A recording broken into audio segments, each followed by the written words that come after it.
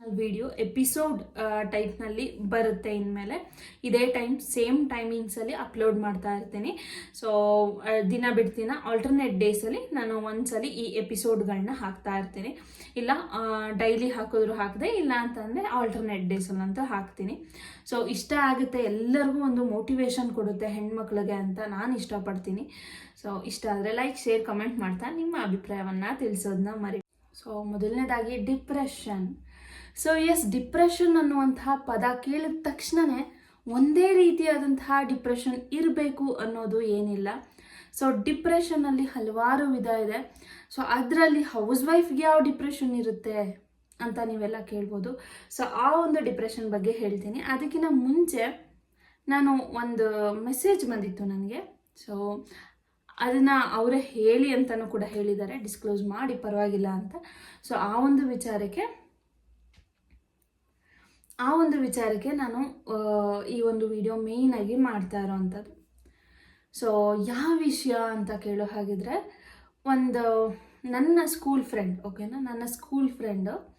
So ಮದುವೆ ಆಗಿದೆ, ನನ್ನ junior, actually 2 years junior. So message ಮಾಡಿದ್ವಿ, ಅಂದರೆ ಕಾಂಟ್ಯಾಕ್ಟ್ ನಂಬರ್ ಏನೂ ಇಲ್ಲ, ಫೇಸ್ಬುಕ್ಕಲ್ಲಿ ಮೆಸೇಜ್ ಮಾಡಿದ್ದು ಆ್ಯಕ್ಚುಲಿ. ಹೇಗಿದ್ದೀರಾ ಸಿಸ್ಟರ್, ವಿಡಿಯೋಸ್ ಎಲ್ಲ ನೋಡ್ತಾ ಇರ್ತೀನಿ ಅಂತ ಎಲ್ಲ ಮೆಸೇಜ್ ಎಲ್ಲ ಮಾಡಿದರು.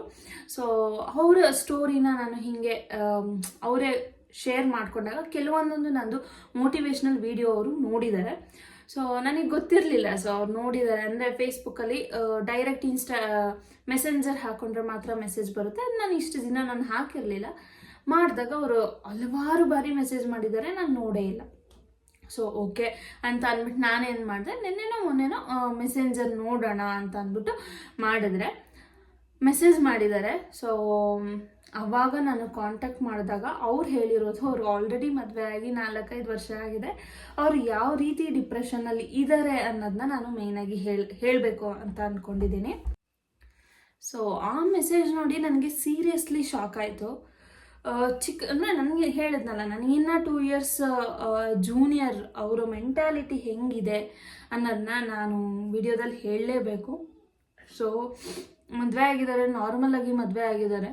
ನಾನು ಆ್ಯಕ್ಚುಲಿ ಅವ್ರ ಹಸ್ಬೆಂಡ್ ಬಗ್ಗೆ ಹೇಳೋಕ್ಕೆ ಇಷ್ಟಪಡಲ್ಲ, ಯಾಕಂದರೆ ಅವರವ್ರ ಫ್ಯಾಮಿಲಿಯಲ್ಲಿ ಹೆಂಗಿರುತ್ತೆ ಆ ಥರ. ಸೊ ಹೆಣ್ಮಕ್ಳು ಹೇಗೆ ತಗೋತಾರೆ ಅನ್ನೋದನ್ನ ಮಾತ್ರ ನಾನು ಈ ಒಂದು ವಿಡಿಯೋದಲ್ಲಿ ಹೇಳ್ತೀನಿ, ಯಾವ ರೀತಿ ತಗೋಬೇಕು ಅನ್ನೋದನ್ನ ಕೂಡ ಹೇಳ್ತೀನಿ. ಸೊ ಆ್ಯಕ್ಚುಲಿ ಮದುವೆ ಆದಾಗ ಫ್ರೆಂಡ್ಲಿಯಾಗಿ ಇದ್ದರು, ಎಲ್ಲ ಇದ್ದರು ಮನೆಯಲ್ಲಿ. ಸೊ ನಾದಿನಿಯರು ಇರ್ತಾರೆ ಅಂತ ಅಂದರು. ಸೊ ಆ್ಯಕ್ಚುಲಿ ಅವ್ರ ಹಸ್ಬೆಂಡು ಇವ್ರ ಮಾತನ್ನ ಕೇಳಲ್ಲ. ಸೊ ಓಕೆ, ಒಂದು ಮಗು ಆಯಿತು. ಹೆಣ್ಮಕ್ಳಿಗೆ ಯಾವುದೇ ಹೆಣ್ಮಕ್ಳಾದರೂ ಅಷ್ಟೇ, ತವ್ರ ಮನೆ ಒಂದು ನೀಟಾಗಿತ್ತು ಅಂದರೆ ಕರೆಯೋದು ಕಳಿಸೋದು ಈ ರೀತಿಯಾಗಿ ಚೆನ್ನಾಗಿತ್ತು ಅಂದರೆ ಅವಳ ಅರ್ಧ ಬಚಾವಂತ, ಓಕೆನಾ. ಇನ್ನರ್ಧ ಇರೋದು ಗಂಡನ ಮನೆಯಲ್ಲಿ. ಸೊ ಅದು ಚೆನ್ನಾಗಿಲ್ಲ ಅಂದರೆ ಮುಗೀತು, ಎರಡೂ ಕಡೆನೂ ಕಂಪ್ಲೀಟಾಗಿ ಹೋಯ್ತು ಅವಳ ಲೈಫು ಅಂತ. ಸೊ ಅದೇ ರೀತಿ ಅವಳ ತಾಯಿ ಮನೆ ಕಂಪ್ಲೀಟಾಗಿ ಅಷ್ಟಕ್ಕಷ್ಟೇ, ಓದ ಬಂದ ತಿಂದ ಅದೇ ಥರ. ಸೊ ಇನ್ನು ಗಂಡನ ಮನೆ ವಿಷಯಕ್ಕೆ ಬರೋ ಹಾಗಿದ್ರೆ, ಗಂಡ ಇವಳ ಹತ್ರ ಓಕೆ, ಬಟ್ ಅವರ ಅಮ್ಮನ ಮುಂದೆ ಅಥವಾ ಅವ್ರ ಮನೆಯವ್ರ ಮುಂದೆ ನೋ, ಫುಲ್ ರಿಸರ್ವ್ಡ್ ಪರ್ಸನ್. ಸೊ ಈ ರೀತಿಯಾಗಿ first year okay, second year okay, third year okay, ಇದು ಫೋರ್ತ್ ಇಯರ್.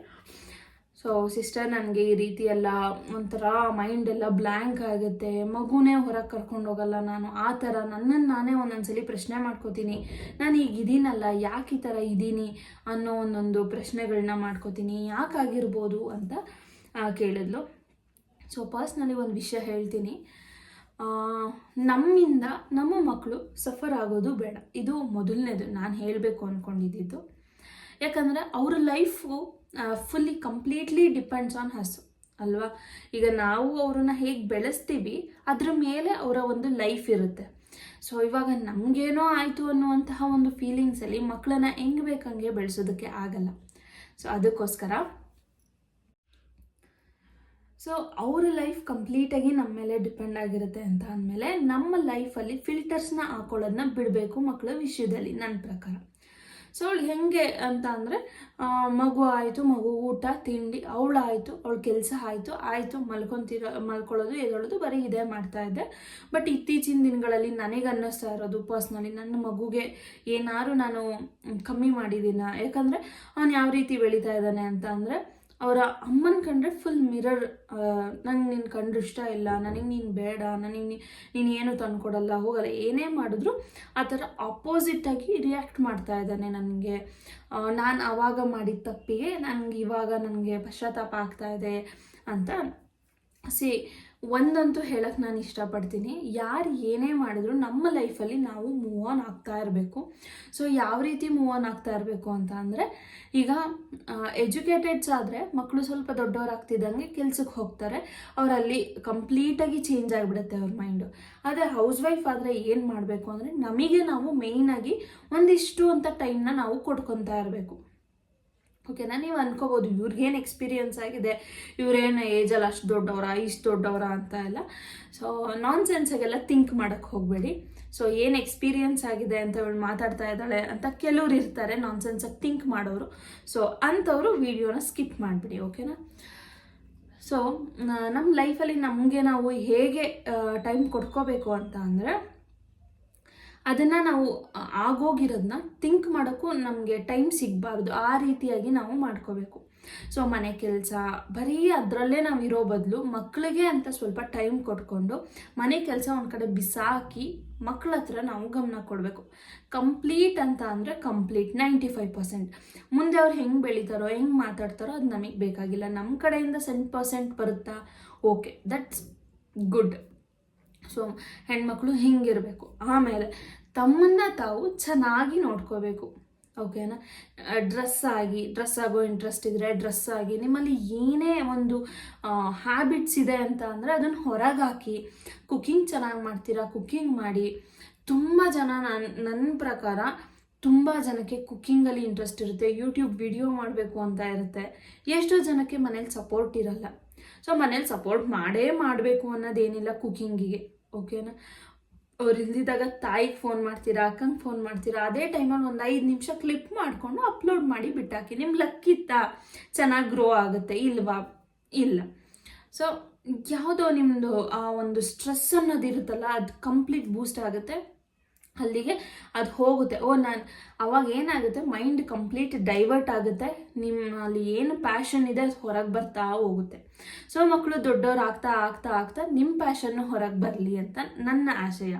ಸೊ ಪ್ಲಸ್ ಅದು ಒಂದಾದರೆ, ಇನ್ನೊಂದು ಓದಿದ್ದವರೇ ಕೆಲಸ ಮಾಡಬೇಕು, ಓದಿರೋರೇ ಅಲ್ಲಿ ಹೊರಗೆ ಹೋಗಿ ಇದು ಮಾಡಬೇಕು, ಅದನ್ನು ತಲೆಯಿಂದ ಫಸ್ಟ್ ತೆಗೆದಾಕಿ.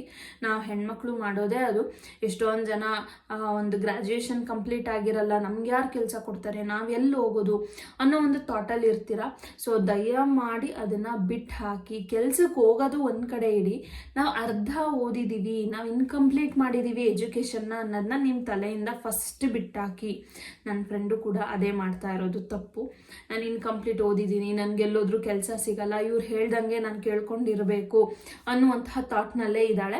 ನಾನು ಎಲ್ಲ ಹೆಣ್ಮಕ್ಳಿಗೂ ಹೇಳೋದದೇ, ಇನ್ಕಂಪ್ಲೀಟ್ ಆದ್ರೇನು ಕಂಪ್ಲೀಟ್ ಆದ್ರೇನು ಅದು ನಿಮಗೆ ಮ್ಯಾಟರ್ ಅಲ್ಲ. ನೀವು ಸ್ವಲ್ಪ ಆ್ಯಕ್ಟಿವ್ ಆಗಿ ಇರಿ. ಮಕ್ಕಳು ಸ್ವಲ್ಪ ಅವರ ಒಂದು ಲೈಫಲ್ಲಿ ಒಂದು ಸ್ವಲ್ಪ ದೊಡ್ಡವರಾಗೋವರೆಗೂ ನೀವು ಸ್ವಲ್ಪ ಆ್ಯಕ್ಟಿವ್ ಆಗಿದ್ದರೆ ಅವರು ಕೂಡ ಆ್ಯಕ್ಟಿವ್ ಆಗ್ತಾರೆ. ಆಮೇಲೆ ನಿಮಗೆ ನೀವು ಸೆಲ್ಫ್ ಕೇರ್ ಮಾಡ್ಕೊಳ್ಳಿ, ನಿಮಗೆ ನೀವು ಸೆಲ್ಫ್ ಔಟಿಂಗ್ ಅಂತ ತಗೊಳ್ಳಿ. ಈ ರೀತಿ ಆದಾಗ ಈಗ ಗಾಡಿನೇ ಬರಬೇಕು, ಕಾರೇ ಬರಬೇಕು, ಕಾರಲ್ಲೇ ಹೋಗಬೇಕು, ಗಾಡಿಲೇ ಹೋಗಬೇಕು, ಬೇಡ. 1/4 ಗಂಟೆ ಮೈಂಡ್ ಫ್ರೆಶ್ ಮಾಡ್ಕೊಂಡು ಮಗುನ ಕರ್ಕೊಂಡು ರೆಡಿ ಮಾಡಿಕೊಂಡು ಹೊರಗೆ ಓಡಾಡಿ. ಬೇಡ ಮಗು ಬೇಡ, ಏನಾದರೂ ತಿನ್ನೋಕ್ಕೋ ಏನಾದ್ರು ಹಾಕೊಟ್ಟು ಒಬ್ಬರೇ ಓಡಾಡ್ಕೊಂಬನ್ನಿ ಒಂದು 5 ನಿಮಿಷ. ಏನೂ ಇಲ್ಲ, ಯಾರು ಏನು ನೋಡೋಳು ಒಬ್ಬಳೇ ಹೋಗ್ತಿದ್ದಾಳೆ, ಹುಚ್ಚಿ ಹೋಗ್ತಿದ್ದಾಳೆ ಅಂತ ಯಾರು ಹೇಳಲ್ಲ. ಆ ಥರ ಹೇಳೋವ್ರ ಬಗ್ಗೆ ತಲೆ ಕೆಡಿಸ್ಕೊಳ್ಳೋಕೆ ಹೋಗಬೇಡಿ. ಸೊ ಈ ಒಂದು ವಿಷಯನ ನಾನು ಎಲ್ಲರಿಗೂ ಕೂಡ ಹೇಳಬೇಕು ಅಂತ ಅನ್ಕೊತಾ ಇದ್ದೀನಿ. ಸೊ ಹೆಂಗೆ ಹೆಣ್ಮಕ್ಳು ಆ ಒಂದು ಡಿಪ್ರೆಷನ್ ಅನ್ನೋ ಪದನ ನೀವು ಉಪಯೋಗಿಸ್ಕೊಳ್ಳೋಕ್ಕೆ ಹೋಗಬೇಡಿ, ಅದು ನಿಮ್ಮ ಬಿಲಾಂಗ್ಸ್ ಟು ಅಲ್ಲ. ಓಕೆನಾ? ಈ ಒಂದು ವಿಡಿಯೋ ಯಾಕೆ ಮಾಡ್ತಾ ಇದ್ದೀನಿ ಅಂತ ಅಂದರೆ, ಬರೀ ನನ್ನ ಫ್ರೆಂಡ್ಗೆ ಹೆಲ್ಪ್ ಆಗಲಿ ಅಂತ ಅಲ್ಲ, ಎಲ್ಲ ಹೆಣ್ಮಕ್ಳಿಗೂ ಹೆಲ್ಪ್ ಆಗಲಿ ಅಂತ. ಹಾಗೆ ಇದನ್ನು ನಾನು ಒಂದು ಎಪಿಸೋಡ್ ರೀತಿಯಲ್ಲಿ ನಾನು ಮಾಡೋಕ್ಕೆ ಇಷ್ಟಪಡ್ತೀನಿ.